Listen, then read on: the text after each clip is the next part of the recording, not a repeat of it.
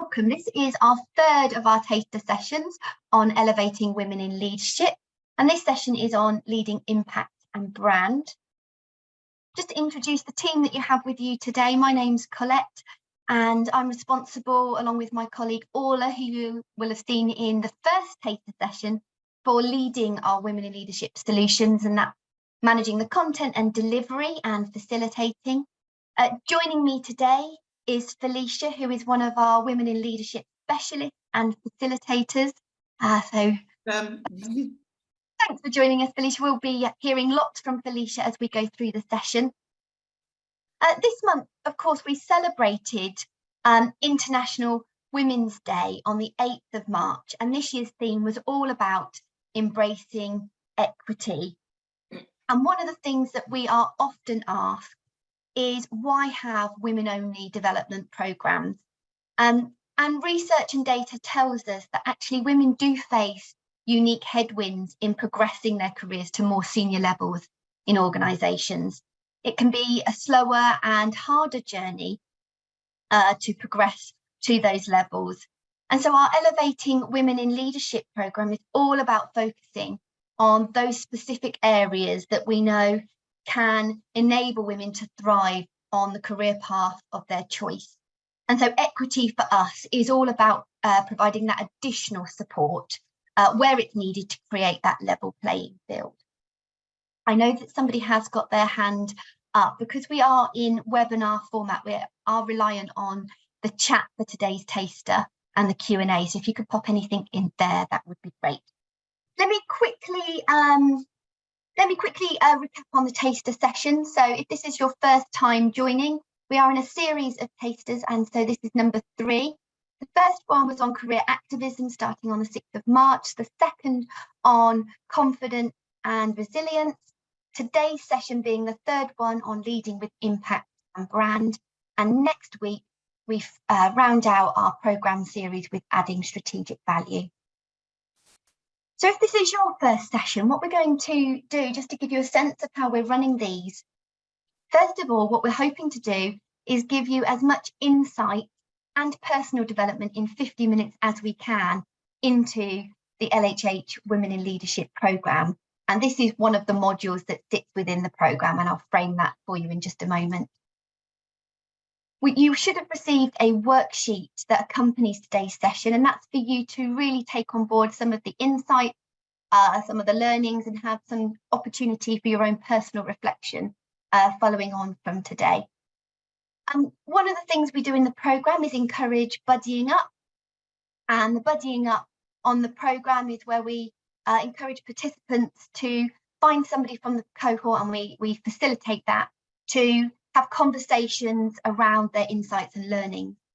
What we offered at the start of this taster series was to pair you if you were interested in that buddy support throughout these tasters. So you should have received that already.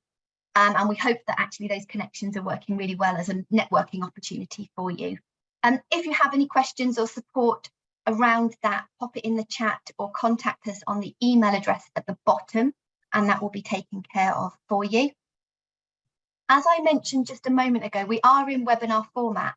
Now that's because we have such a large uptake for these taster sessions. This is our third year running the tasters, and we see a huge appetite and interest in terms of people joining. And so it does put us into the position of using webinar format. So we do encourage you to interact with us through the chat today and the Q&A. And just for clarity, of course, when we're running our Women in Leadership programme, we're not in the same format. So we are highly interactive. If it is a virtual delivery of the programme, which often we do find ourselves still finding that that's a programme of appetite, in that forum, we are using all the functionality of Zoom with the whiteboarding, the breakout rooms, and of course we can interact live away from the chat with people raising their hand and contributing. Okay, so let's just frame where we are in the programme. So this is the programme here. As you can see, we are at the Leading Presence and Impact, a one-day workshop. And prior to this, following on from the Strengthening Confidence and Resilience workshop that you found out about last week, you would have gone into a discovery session a couple of weeks later in a smaller group from your larger cohort to talk about what were some of the moments of impact for you and what were some of the takeaways. And that would be a session for you to discover more and personalise your learning journey. So I appreciate we're not quite in the programme and there's only been 1 week since you had the taster on strengthening confidence and resilience. But I am going to invite you to perhaps comment in the chat for anything that did stick with you if you joined the session last week, anything that resonated. Perhaps it was some of the comments on boundaries and how to manage those. Maybe you found yourself some tactics for doing that and whether you've implemented any of those. We would love to hear those, so do pop those in the chat. As you're doing that, I'm going to hand over to Felicia, and Felicia's going to take us through the next section on authenticity.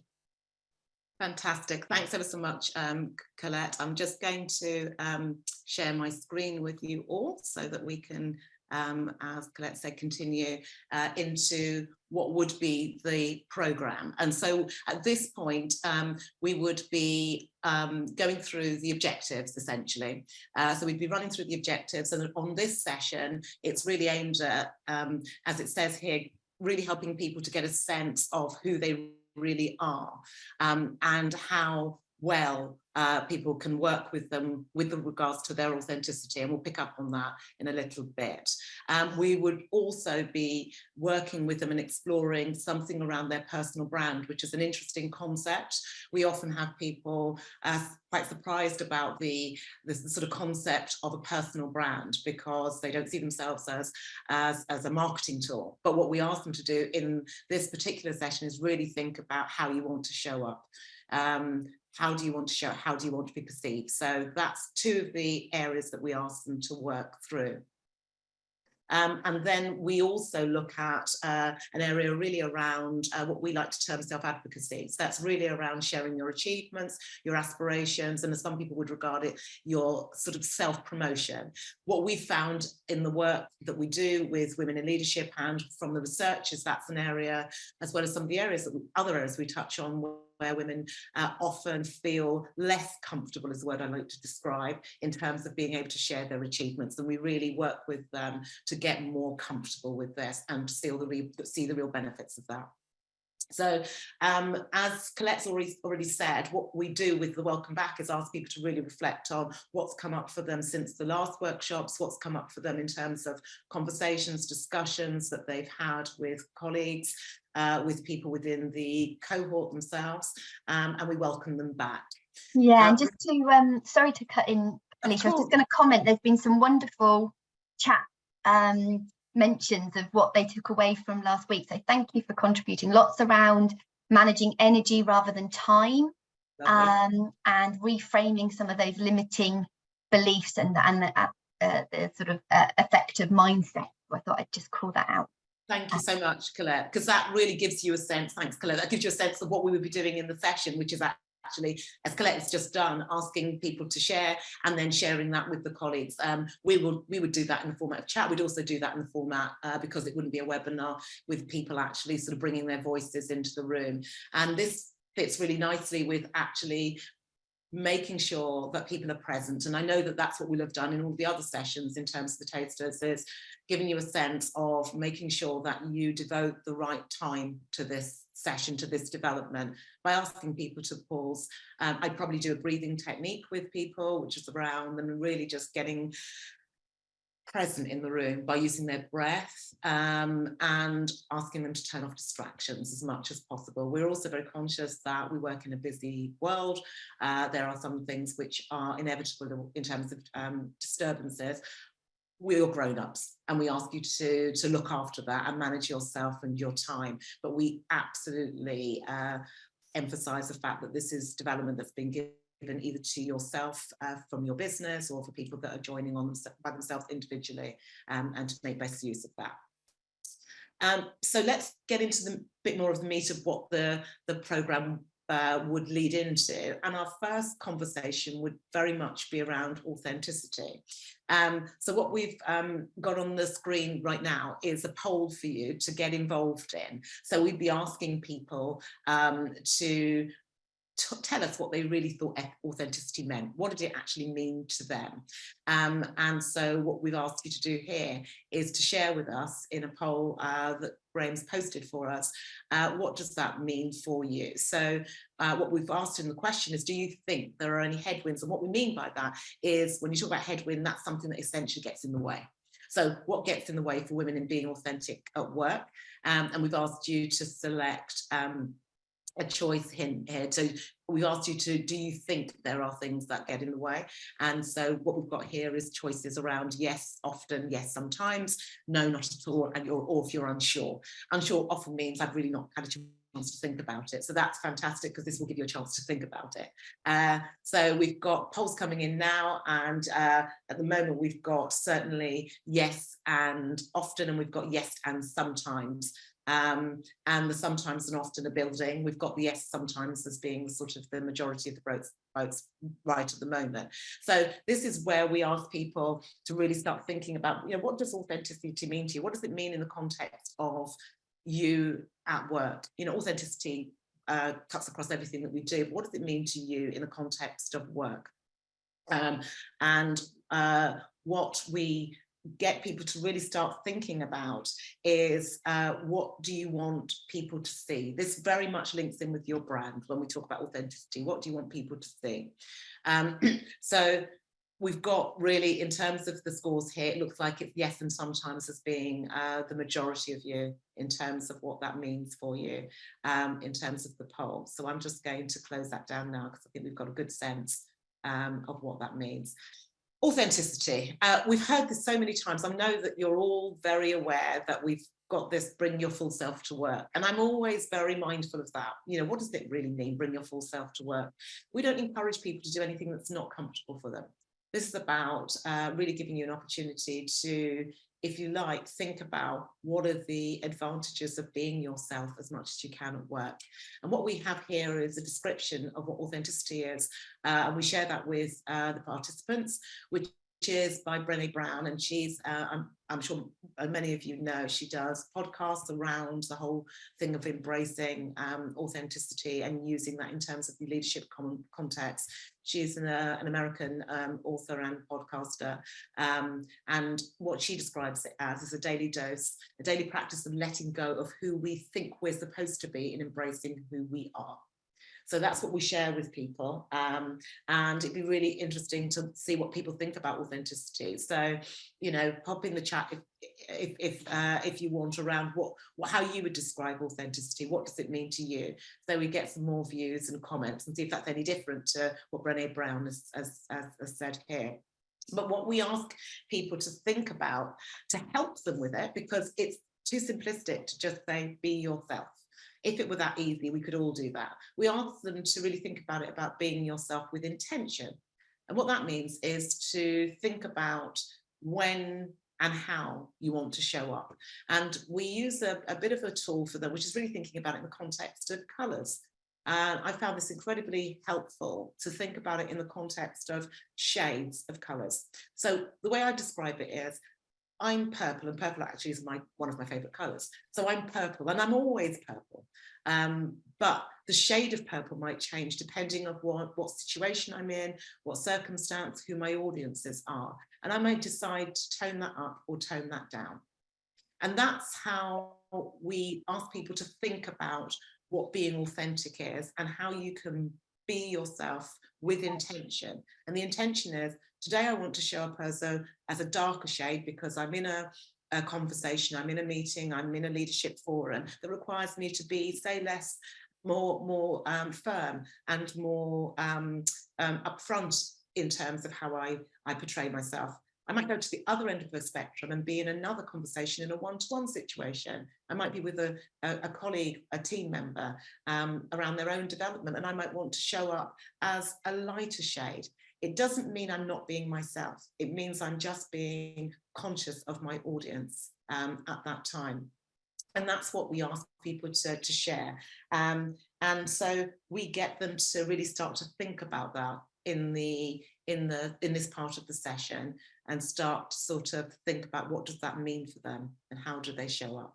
So we've got lots of things that's interesting going across the screen here. I don't know if people can see it in terms of hand claps and love hearts and all kinds of things. So I don't know whether that's things that are showing up in the chat as well, but keep sharing. Yeah, there's lots of support for the use of shades to kind Yes. of articulate the authenticity.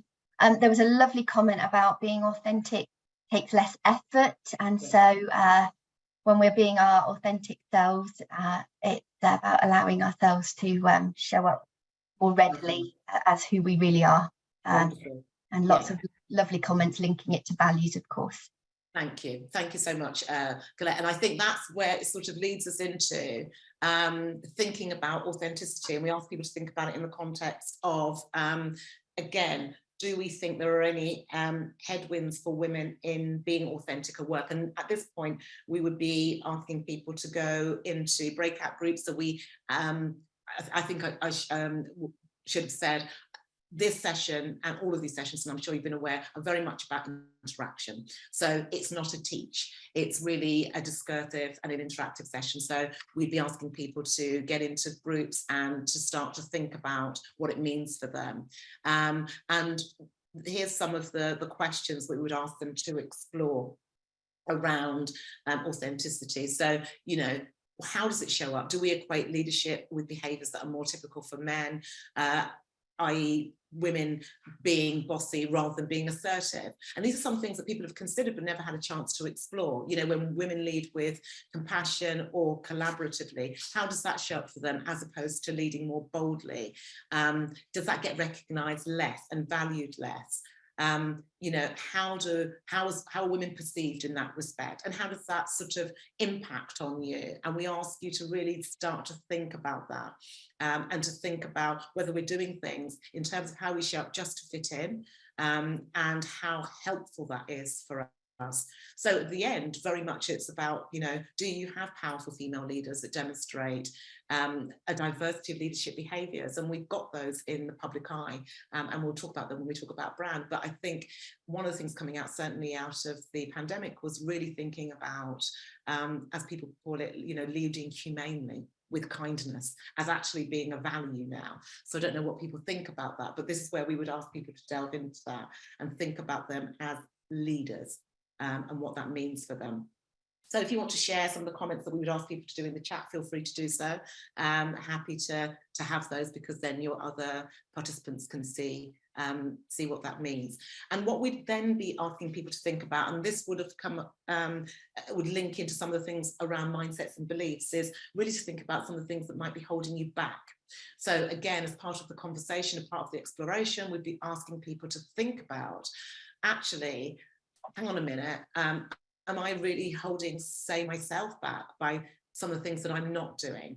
And I won't read all the things out on the screen, but what we ask them to do is to think about some of those things. So for example, you know, if I take the real me won't be taken seriously, we ask them to almost reframe that and think about that being, why would I do that? Well, I'm proud of the value that I add.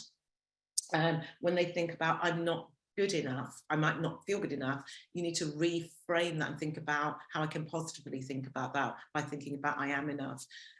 When you think about your, you know, if we go back to them, I should have been more like that person, because that often happens for us. You need to think about your own strengths, and your own capabilities and how they show up, and making sure that you're making best use of those. So a real more deep dive we'd be having here around this particular aspect.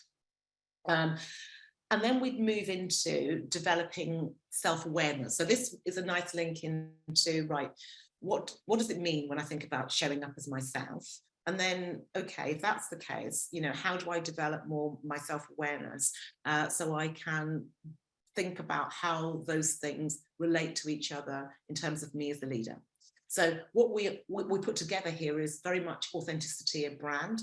And the way that we do that is we start by thinking about, how do I see myself? And that's where the sort of, we were talking about the authenticity is, you know, how do I show up?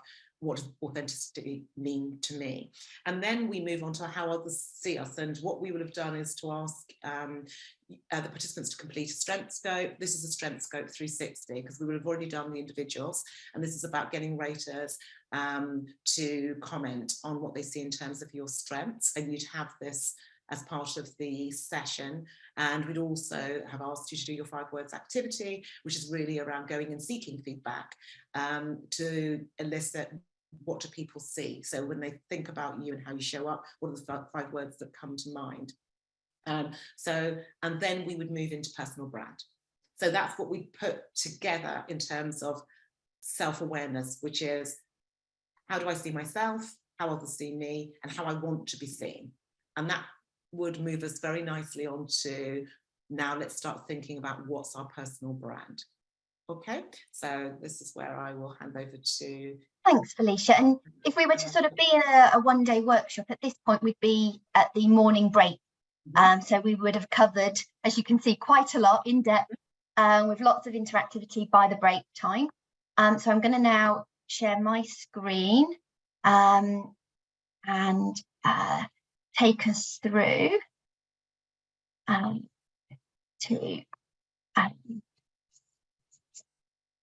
apologies, I've not clicked on, as you can see from where we've done, so we'll do a whistle-stop recap of everything we've just seen and we'll whiz ourselves on to personal brand. And of course, as we're thinking about personal brand, we sort of frame this for individuals thinking about what is personal brand. And here we really reflect on this quote here from Chris Ducker around personal brand is actually what's being said about you when you're not in the room. And of course, that as a realization often causes quite a sharp moment of, gosh, am I managing that?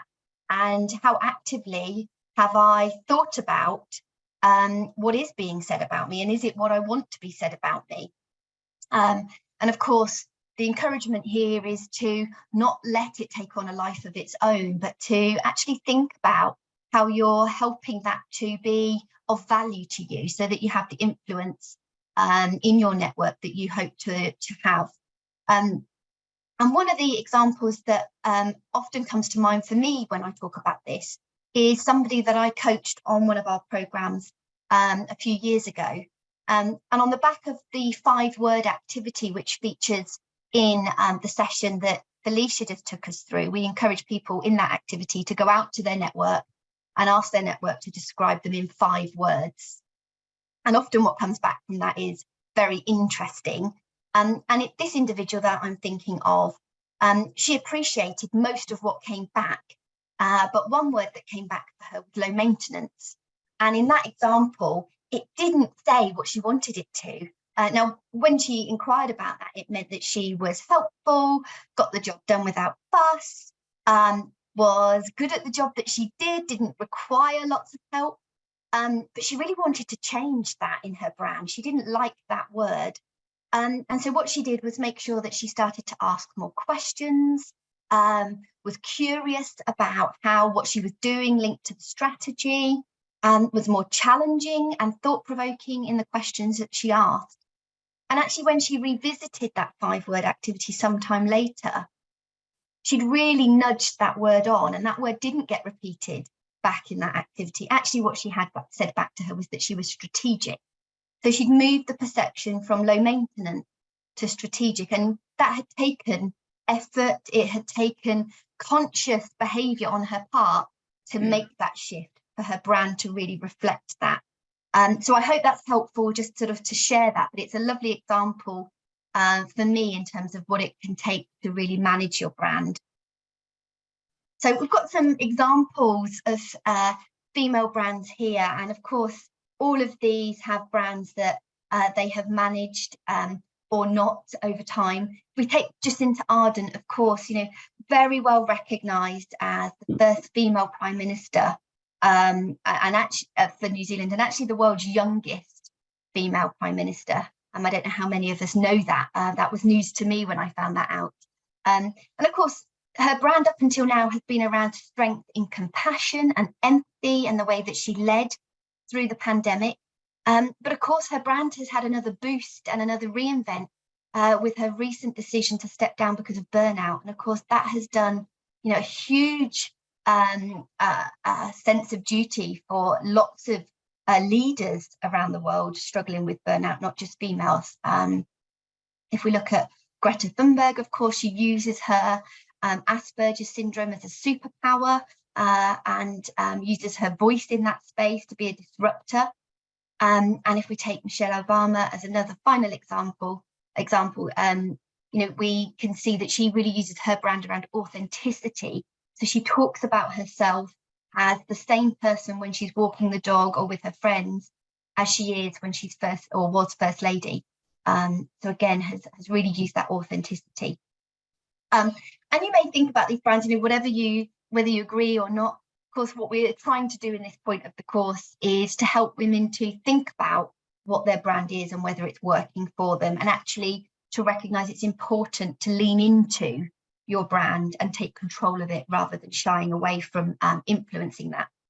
Because it is important that if you're to progress your career and have influence in networks that you want to become part of, that your reputation and brand is working for you. So we start to think about what makes a personal brand, and some of the factors that we start to consider I'm popping up now. So we talk about integrity, we talk about expertise, openness and honesty, confidence, authenticity. And of course, there are others that come out in discussion in the programme. So again, would really love to hear if there's any others that you would want to see as part of the recipe for a powerful brand. And feel free to pop that in the chat. Felicia will keep an eye out on any of those. And you'll have your own way of managing your brand that may be different to some of the language we're using, but I guess it's about bringing yourself to that purposefully. And we use that word intention already around authenticity. So there's lots around being purposeful and intentional here. So I'm just going to, there's a lovely conversation going on in the chat, which is around Jacinta being being the youngest female prime minister, and I think some of the comments here is about the prime minister for Finland, actually. But I'm not sure. But I'm not sure that she was the prime minister at that time, and so Jacinta may have been the youngest at that time before. At that time, so she may have been superseded. Yeah, I think okay, so. Lovely catch. But lots more comments about authenticity and what it means. And actually, one of the things that I would just say very quickly is, when we do this session, yes, it's a women in leadership program. Some of the things apply to women because we've looked into research and it's gender specific. Some of it applies to all genders. But one of the things that's coming out really strongly is sort of psychological safety and culture and values of organisations. And so what I'd ask people to think about is, how does your authentic brand sit with the values and culture of an organisation? So once you know who you are in that sense, then you can examine whether this is the right move for you, the right business to be in, just making that link. So thank you for all of you for those comments. Really important. It can often, not always, but sometimes it can provoke some quite profound reflection for individuals on this programme. And as you say, sometimes it can be a realisation that maybe there is a disconnect between values of the organisation and how the individual is able to safely bring themselves to that. So yeah, lovely discussion, and you can see kind of how that might play out in the programme and how we would be able to kind of delve and then spend more time in that space, hold that space safely for the females in the programme to explore that themselves. And that's one of the points of feedback that I'm sure you've heard in the other tasters, but something we consistently see in the programme is the space that is held for individuals to really explore safely for themselves some of these topics that outside of the programme have been much harder for them to even consider, perhaps, let alone do any kind of deep dive conversations around. Okay. So one of the tools we offer up for consideration is a brand pyramid, and it really helps to frame how do we pull all of the different pieces of ourselves together to consider what is our brand and what do we want to be known for. And so we start to think at the bottom of the pyramid around values, and some of the pre-work guides individuals to think about their attitudes that guide them, what are some of the behaviours and beliefs that they have. Of course, we've got strength scope featuring as part of the programme, and that helps individuals to really then lean into what are their standout strengths. And often, again, as part of the strength scope exploration, there is a section on bubbling unders, and I love that section because that's really about those strengths that people aren't aware of or aren't playing to, and how do we sort of help it become something that is more of a strength rather than something that is sitting in the wings waiting. So as part of the brand pyramid, quite often it's those bubbling under strengths that people say, gosh, really want that to be part of what I'm known for, and it often isn't. It's the go-to strength that people tend to know about me, but I want this part of me to also feature. And so we help people to think about how does that come forward in the way that they add value and contribute to the organisation. So what do they need to be thinking about in terms of their proposition? And of course, then that brings out the essence of them, the best of what they bring. And so this is just a tool for thinking about. And of course, in framing this, it helps people to think about kind of neat elevator pitch that sometimes eludes people. It gives people a sense of actually, where do I want to focus, and what it might be some of the directions I need to take to enable me to live to my values, to lean into my strengths, to have the value that I want to have. And so we've popped up an example here. It's in your worksheet of how that might look somebody, just as an example. So we've got some values here around honesty, trust and collaboration.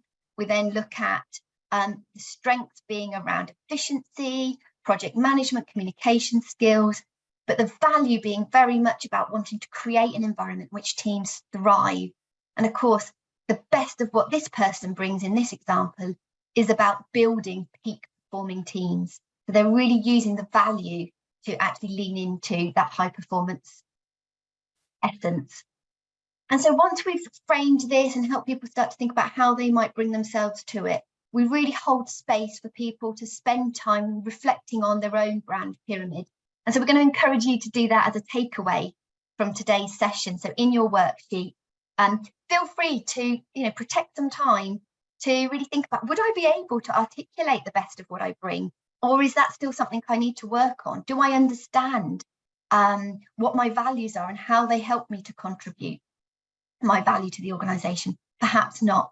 And if you have a buddy from this programme, then please use this as an opportunity to carry on that connection, to use that network. This would be something that we'd encourage in the programme. We'd send them off into buddy pairs to have a walk and talk session around this brand pyramid.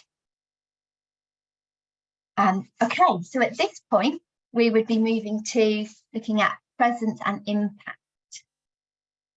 Lovely, thank you, Colette. And I saw a comment in the chat from some people about resharing the brand pyramid. So I'll just put it up on the screen quickly, and perhaps people want to take a take a screenshot of it, because it is one that often people haven't seen before. So please feel free to take a quick screenshot of that if that's going to be helpful for you. Fantastic. Right, so as Colette said, we then move on to really thinking about, okay, your leadership presence is the way that I would describe it, which is often quite an interesting one, because we kind of know and feel those who we kind of think have leadership presence, but we're not often sure what it means. So we get people to start thinking about, what does actually presence and impact mean in the concept of being a leader? We share, I think, a really helpful description here about it being about creating impactful moments and experiences to quickly gain and sustain credibility, influence and trust in the eyes of others. And so that helps people to think about those things by breaking them down, essentially. How do I do that? What do I do in who I am and how I show up that would allow people to have that experience? So share in the chat, we ask people to do this, what helps you to communicate with impact? This would be a really interesting one for us to see. What's your initial thoughts about your own self-evaluation about what helps you to communicate with impact? And we get people to share in the chat and to have a discussion around that. And the way that we help people to work through how perhaps they might build that or develop it even further is to think about the factors that shape our perceptions of presence. And the way that we help people to think about is first to think about it in the context of thinking. So what happens in my head? So what do I actually say about myself, first of all? So before it even goes into how I show up, what do I say about myself? What's going on in my head? Which is coming out in how I'm demonstrating my presence and impact. How am I interacting with others? You know, so how do other people experience me? And then what do they see? So there's an experience, and then what do they actually see me doing? And that we ask people to really think about is what often shapes our perceptions of leadership and presence. And those three things we hope will equal a confident leadership presence. So then we ask people to have an opportunity to sort of think about putting them together and explore them individually. So when we think about what happens in our head, we ask people to start to think about what could the components be. So we've talked about our personal brand, so thinking with intention about how I show up, how I demonstrate that, what's going on in here to allow that to happen. Thinking about our deliberate goals, our objectives. It could be career objectives, i.e. how do I want to show up in terms of how do I want to present as the next person in a perhaps an opportunity I want to explore. Being prepared, you know, so being somebody that appears as if they're prepared and focused, and thinking about that. And then we ask them to really think about that in terms of, if that's my intention, what's my thought process? So as a leader, how do I demonstrate my strategic vision? So what thoughts do I have about that? How do I organize my thoughts? How do I demonstrate my wisdom and judgment? So that helps you to sort of think about it in your head first, to think about how I'm then going to interact with others. So what happens in my interaction? And we take each one of these things separately for people to explore. What's my communication? How do I use my language? How do I tell stories? And then how do I connect with others? So, you know, it's what do I say, verbally or non-verbally, and how do I connect with others? You know, am I showing that I'm listening? Am I somebody that you would feel comfortable approaching? And that doesn't mean about not being firm. That doesn't mean about not being focused. It doesn't mean about not being strategic. It means about, am I somebody that my team, colleagues, other leaders would feel able to approach? And importantly, am I fair and exclusive? And I think this ties in with lots of the comments around culture of an organization, the values, and that sort of ties in with you as an individual in terms of how you show up. So, you know, it's what I say and what you see me doing, what I'm thinking.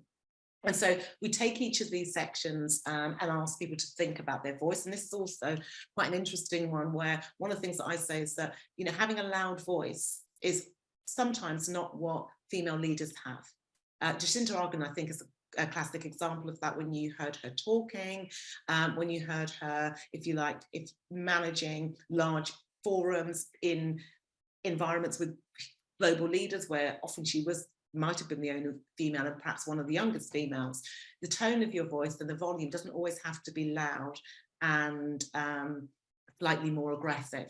I've often worked with really powerful leaders where they speak quite softly, and they speak in quite a slow pace, and they change the energy of their voice depending on the circumstance. And what that does, and I was trying to demonstrate that, is it means you have to really listen. So if you're speaking in a quiet voice and deliberately, you have to listen, as opposed to talking over, interrupting. And often, I think, as female leaders, we have, if you like, that at our disposal. It can be a natural trait, but sometimes we don't think it's recognized. So we ask people to really think about that: the volume, the tone, the pace, the energy.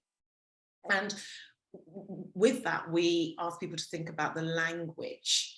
So this is really an interesting one, and it can be written language, it can be spoken. So thinking about what you say and what impact that would have about how impactful you're going to be as a leader. So just some examples on there.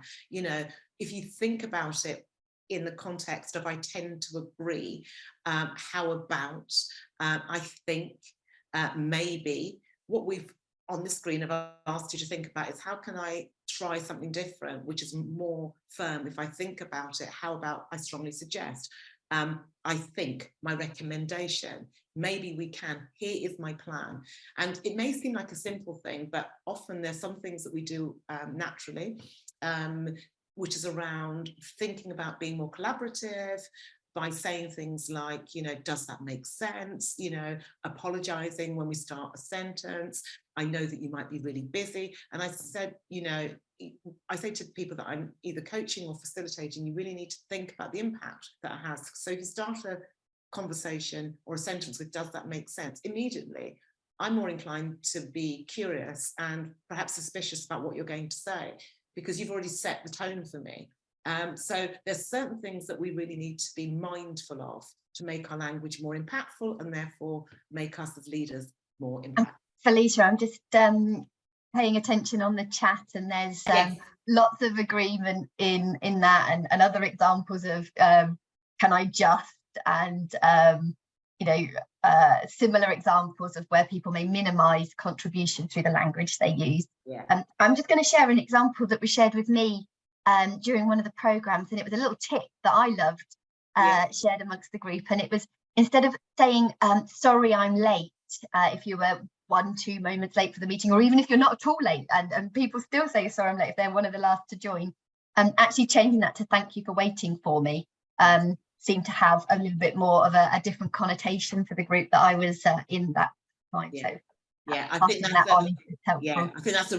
that's a really great share, because what we do, and that's a really good example, I think, is what we don't want to do is to stop being authentic, which is polite and respectful and professional, but language matters. So you can do all of those things by, as fantastic and a lovely example, by demonstrating all of those qualities, but not with an apology. And it's the apology often, and the sorries, and the and all of those gestures and postures that change the tone and perhaps sometimes diminish your presence. So it's not about being disrespectful, it's acknowledging that you are late, and appreciating the fact that somebody's waited for them, which I think sets a completely different tone than coming in flustered and apologetic straight away. So thank you, it's a lovely share, and I think it's something that we can all take away. So one of the things that we also want to think about when we're thinking about our interaction, and going back to the sort of reveal, this is the bit where actually, what do I actually see? So what do others see? And thinking, and we're all mindful of sort of our physical posture, but pay more attention to it. And the thing that I would add here is, in a virtual world, it's often even more difficult. We're all virtual at the moment. You've seen me and Colette on screen, and we have to make more of an effort perhaps to interact and engage and use our posture and our gestures to do that. And I think we shouldn't lose sight of that. Some of us will be in person, but a lot of us will be virtual, and that's going to be, as I think we've seen over the last few years, something that we need to have as part of how we connect. So think about that just in terms of your virtual environment, the posture, your appearance, your screens, your backgrounds, all of those things, they do matter. So we need to think about that. And then we need to think about, again, I think we've talked about this, how you conduct yourself, and that fantastic example that Colette just shared in terms of, being composed, being humble, being consistent and authentic. You can do all of those things with presence and impact. So please be mindful of your language, and that's what we'd be sharing with people, which often is the first time they've had an opportunity to think about that. And then we would just give some examples of thinking about the body language and the non-verbal, and making sure that those two things match. So what I see in my face is what I'm saying. So if I'm energetic, then you want to see energy in my face. And if I want to be more serious, you probably want to see a more sort of calm and serene posture. So there's a lovely tip in the chat around, actually, if you're presenting, why not deal with virtual? Why not stand up as you would? Because it changes, as you say, everything about your posture and the way we use our hands. As soon as we're standing, very different presence. So lovely tip there, and resonated again with some folks. So thanks for sharing that and using the chat to create that. That's an absolutely brilliant one, because what we do during the session to share in a live session is, often when I'm facilitating, I will say, right, let's get up now, let's stand up, let's move around, and we might do some stretching as we come back from lunch, or we come back from a break, and I'd ask the other participants to lead that stretch so that we're moving around a bit. You need to think about your screen and where that shows up, but we have enough, if you like, in the group in terms of us feeling in a safe environment, not for everything to be perfect. So standing up, moving around is definitely on the cards, particularly in this session. And then to sort of round this up, we'd ask people to bring it together. So what we'd ask them to do is really now to think about sharing your personal brand statement, which brings together your authenticity, what you want people to see about you, what you've heard, and what you want to show up more, and bring that together with some of the things we've done in terms of impact. So we'd probably go into some exercise around this often, where people have an opportunity to practice. Okay, so this is where the interaction takes place. Great. And then that would lead us into lunch. And what we'd ask people to do here is very much often it's a virtual session, so we'd ask you to get up, move around, stretch, make sure you get away from your screens, certainly grab something to eat, and then we would come back together after lunch, and we'd normally give people sort of an hour or so. Great. Lovely. So we would then move into, and I hope I've shared my screen now. Can you see that, Felicia? It's not. Yes, looking... I can. Yeah, it's your. Lovely. Yeah, that's it. Lovely. Thank you. We would then, at this point, after lunch, invite in a guest speaker, and so possibly, if you were on the other tasters, that would have been explained to you. But we have about a 45-minute section here where we invite a senior female to actually come and share their experience around this particular module. Now, it's not that this person necessarily has arrived at the final personal brand and impact that they want to have, but have maybe had a journey in this space that offers up some thinking for individuals in the group. And so we create that space for a Q&A with the guest speaker, and that's a really nice way for the participants to really connect with somebody outside of the programme and think about how this topic might sit for them outside, and it often provokes a lot of thinking, a lot of questions, and makes it really real, really tangible.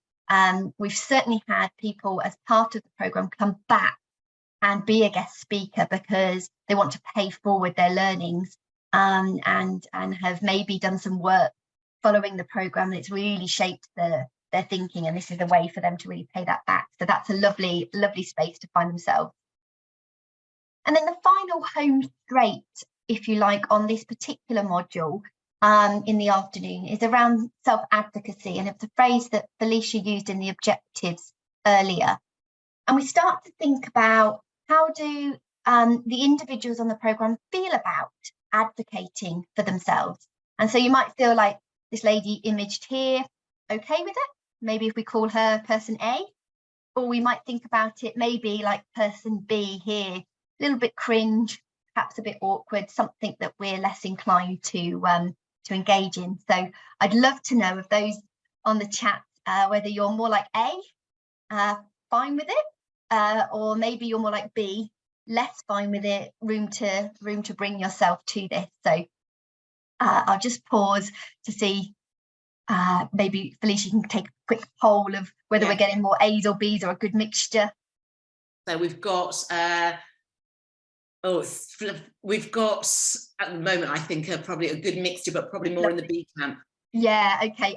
Yeah, absolutely more. And you know, and some comments around obviously mixed depending on audience. Yeah. But we tend to have the sort of more leaning towards, and even somebody's put a D in, which probably is right on the other end of the spectrum, and left it with a B the wrong way round. But I think we're probably on the airing of the B's. Lovely. Yeah. I can see some hands raised in. I'm just going to repeat in case you joined after I'd mentioned this earlier, because we're in webinar format, we are reliant on the chat only today. So apologies if your hand's raised, we're not going to be able to come to you in this taster session. So feel free to pop it in the chat so if we do catch your point, or if it's a question, put it into the Q&A, and we'll try and protect some time at the end. But thank you for trying to contribute. All right, so as we look at this section, we know for many women from our research that actually voicing successes, maybe talking about accomplishments, actually feels like bragging. And of course, you know, there's lots of opportunity to really reflect, actually, is this more about wider societal socialization? You know, if we think about children from a very young age, do we perhaps encourage girls to do less of that? Do we dampen it? We might think about our own children in this. I have a son and a daughter, and I think, gosh, I wonder, do I have any role in playing to whether I think one's bragging and whether one's just, you know, attesting to their success? I don't know if I know the answer to that, but it does raise lots of interesting points around actually where does that come from? Why do women tend to feel like perhaps owning their successes is somehow arrogant, and that confidence is unattractive, and not something that we should incorporate into our brand? There's a very strong sense through the research that actually women hold on to a very strong belief often that good performance will get noticed and will get rewarded with progression. And of course, we know that often that isn't the case, that women can work very hard, be very successful in the delivery of results, but get overlooked because perhaps they haven't created that brand themselves or been able to own those successes and influence their network. So, there's a broader question around whether, gender-wise, women are more modest than men, question mark answers on a postcard.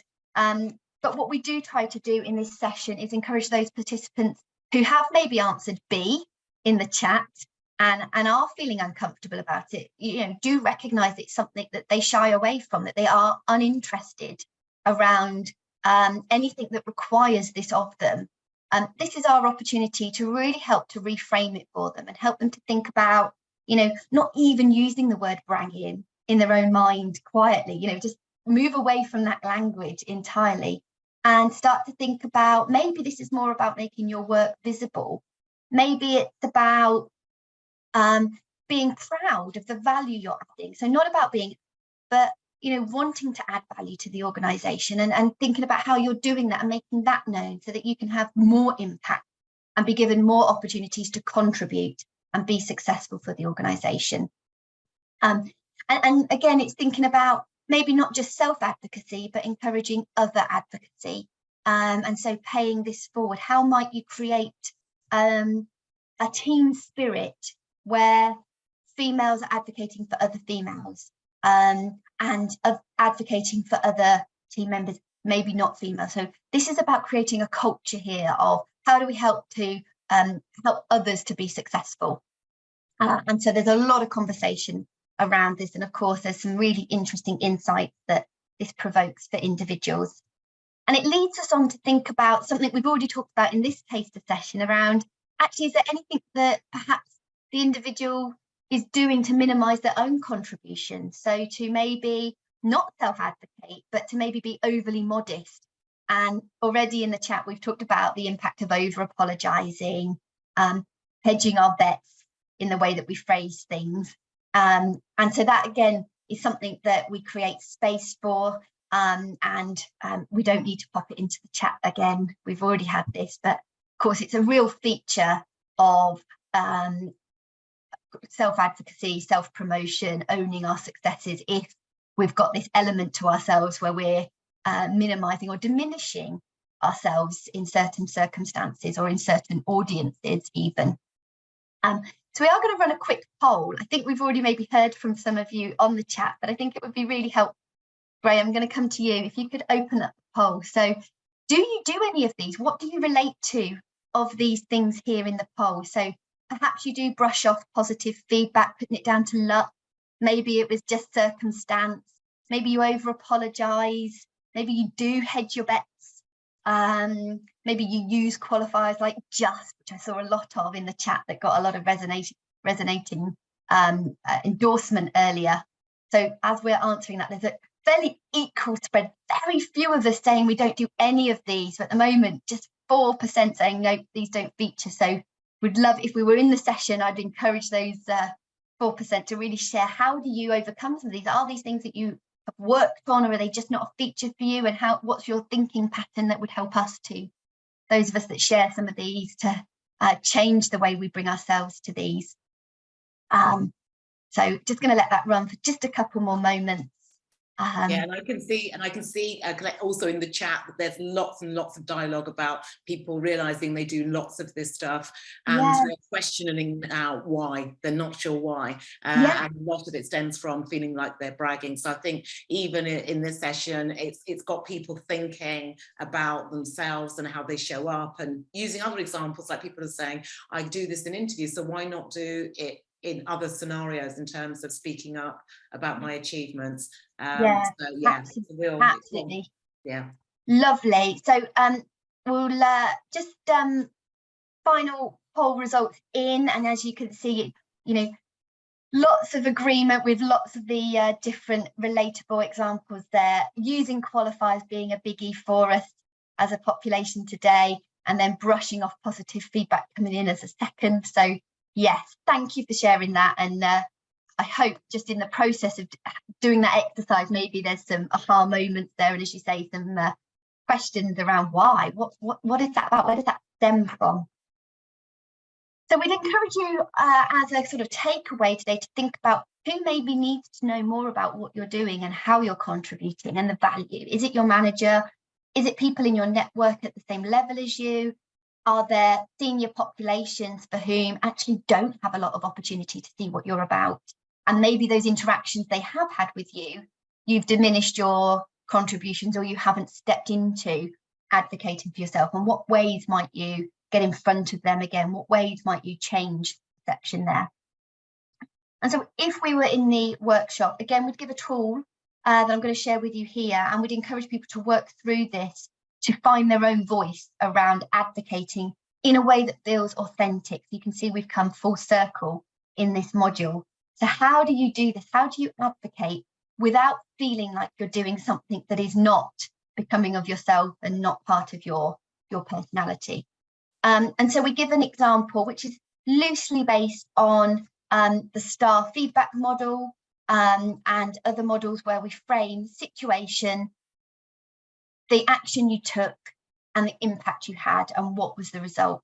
And in this, what we're trying to do is encourage people to really talk about the impact that they had, and encourage women to think about how they can find their own voice around it. So in this example, we've shared, actually, if this is about having impact, sharing how we might continue to repeat this with wanting more opportunities in this space. So making it known that, you know, this was a difficult circumstance, but this is how you overcome it. And actually, you'd love to do more of that type of work, that this is something you're really excited by, or this is a space you'd like to have broader influence in. So stating that impact really clearly, so that there's a kind of a clear action forward for what your manager or the senior audience might take from it. You know, actually, this is a space that you want to be given more opportunity to shine. But it may not work for you. You may have other opportunities to think about, well, how would, if this doesn't resonate, what would?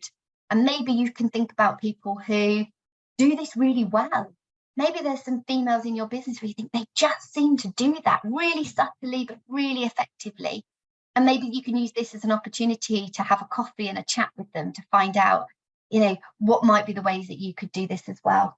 So with that, we would bring ourselves to the end of the session and hand over to Felicia, who will round us out for today. Absolutely. So I'm conscious we've run over a little bit, but you've had lots of questions, lots of chat, and people are really engaged. So we really appreciate that. So what we would just finish off now is just sharing with you what would come next, which would be about adding strategic value. That would be the next session. And before that, we would have another discovery. So you saw in the original slide when Colette walked us through, we would have a discovery session, and then we would go to our adding strategic value session, which would also include another speaker.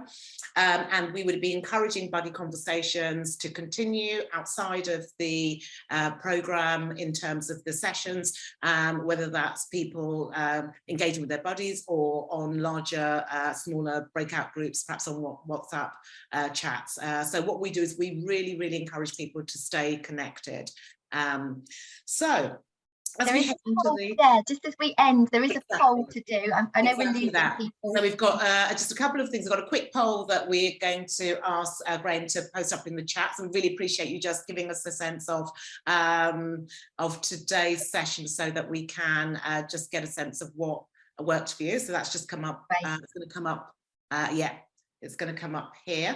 And if you've got any further questions, there is a contact on the bottom of the session here.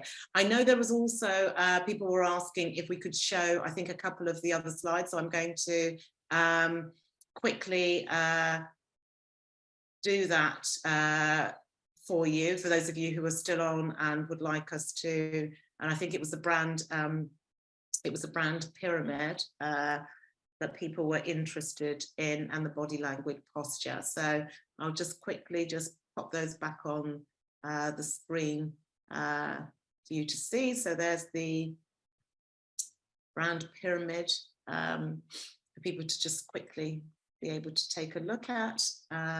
So hopefully for those of you who are still on that wanted to take a look at that, that's on the screen. So if you want to take a screenshot of that.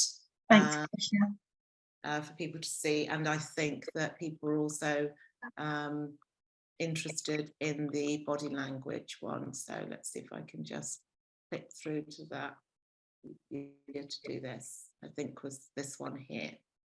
So that's on the screen as well for anybody who wanted to take a screenshot of that too. Fantastic. Okay, so I think we've got the poll up now. So for those of you that haven't had a chance to do it, please would you complete the poll for us? That would be fantastic. And I think there's just one comment in there. So just to answer the question about slides, we don't share the slides, unfortunately, but the worksheet and the recordings are made available. So if you've joined late and you want the recording for the start of the session, that's very much available. So if you just email Graham on that email address that we put up a moment ago, or pop it in the chat, we can get that to you. Fantastic, thank you. And lots of the questions were already answered by the other participants on the session, which is wonderful. So there was one that was really very much about how do I reframe does it make sense? And before I even said it, there was some answers already there, which is one of the things I say to people is just say, is there anything else I can clarify for you? Any points I didn't cover? Because that's just rephrasing it. Yeah, lovely. And yes to the question, it's flashed up and disappeared now, but yes, please do. If you want to share the recordings with those who haven't attended, of course, very welcome to. They're freely available. So yeah, please feel able to pass it on if you feel that there's other people who would really appreciated the session. We're happy for you to do that. Yeah, okay. And the last one I would just take very quickly is that, comment about the sort of culture differences. And that's one of the things that we make reference to when we're doing the sessions, because we do these sessions with people who are all over the world, nationally and internationally. And I think that's a really good point. And we ask people to share with us, because we're not always confident of all the culture differences and how would this show up. And we help them to think of ways of still being authentic and still self-advocating, where perhaps culturally that's not something that people necessarily do. Okay. Good, thank you. I think we'll leave it there. Thanks for everybody that has contributed on the chat, and we hope that you've enjoyed it, and we look forward to welcoming you back for the final session next week. Fantastic. Thanks, everybody. Thanks, Felicia. Contributions.